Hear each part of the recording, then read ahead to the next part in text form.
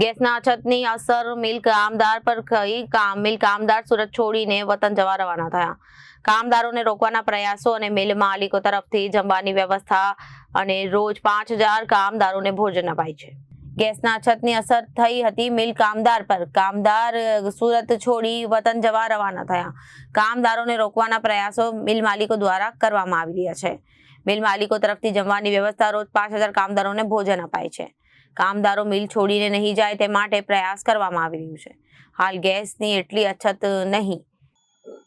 હકીકત એવી છે કે અત્યારે જે ગેસની ક્રાઇસિસ કે જે કંઈ બીજી ક્રાઇસિસ ઊભી થયેલી છે એને માટે જે 2 કન્ટ્રી 3 કન્ટ્રી વિશ્વ યુદ્ધ કરી રહ્યા છે ને એમાં એવું લાગતું નથી કે ભાઈ જલ્દી કોઈ આનું કોમ્પ્રોમાઇઝ થઈને યુદ્ધ બંધ થાય. એટલે યુદ્ધ બંધ થવાનું નથી.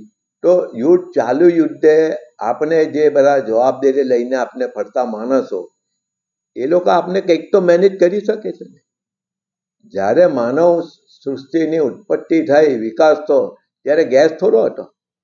લાકડા ચાલે છે ને ગેસ પણ એવું નથી કે નથી છે, પણ જે લોકોમાં ભય ને દહેશત ફેલાવ્યું છે ને એને લીધે જે એકચ્યુઅલ તકલીફ છે એના કરતાં તકલીફ ખૂબ વધી ગઈ એવું બધાને અહેસાસ થાય છે. વિવિંગ ઇન્ડસ્ટ્રીમાં યાર્નના રો મટીરિયલના ડાયરેક્ટ ભાવ એટલા વધ્યા છે કે કોઈ પણ વિવિંગ ઇન્ડસ્ટ્રી આ ભાવે યાર્ન લઈને બનાવીને વેચી શકવાની હાલતમાં નથી. વિવિંગનો એક ઇસ્યુ જુદો છે. વેરેજ પ્રોસેસિંગમાં અમારે જેમ કોલસાની કમી હતી તો અમે કોલસાને એ કરીને અમે લિગ્નાઇટ પર અમે કોન્સન્ટ્રેશન કર્યું. ઠીક છે, એ ટોટલ સબસ્ટિટ્યૂટ નથી, પણ એક ટાઈમ બિંગ એક હિલિંગ પીરિયડ તો મળે આપણે ને તેમાં જે દહેશત ફેલાવવાની તે તો નહીં ફેલાય. એટલે આવા સંજોગોમાં અત્યારે જેમ અમારા જીઆઈડી પાંડેસરાની વાત કરીએ અમે તો અમે લગભગ છેલ્લા 6-8 મહિનાથી ભોજનાલય ચલાવીએ છીએ. કોઈ વખત 1,000, 1,200, 1,500, 2,000, 2,200 સુધી અમારા આમાં જે કામદારો જે લંચ બોક્સ મંગાવે કે ટિફિન મંગાવે, પેકિંગ પ્લાસ્ટિક પેકિંગમાં જાય છે, તો જમવા ઓછા આવતા હતા અને પેકિંગ વધારે જતા હતા. એટલે દરેક ઉદ્યોગોમાં જાય. આજે મારે ત્યાં કોઈ કારીગર છે, તકલીફ છે તો અમે કહે 25 ટિફિનની 50 ટિફિન મંગાવી લો. એટલે અમે લોકોએ જ્યાં એક સેકન્ડ વૈકલ્પિક જે અમે લોકોએ જે એક સગવડ કરેલી છે, અત્યારે રોજથી 2,000 થી 3,000 કારીગરોના ટિફિન બોક્સ અમારા ત્યાં રોજ વધારાના જાય છે. એટલે અમે તૈયારી એના પર કરીએ છીએ કે ભાઈ આપનું જે ભોજનાલય છે એમાં કોમર્શિયલ ગેસ છે ને ગેસ પૂરતો મળે છે.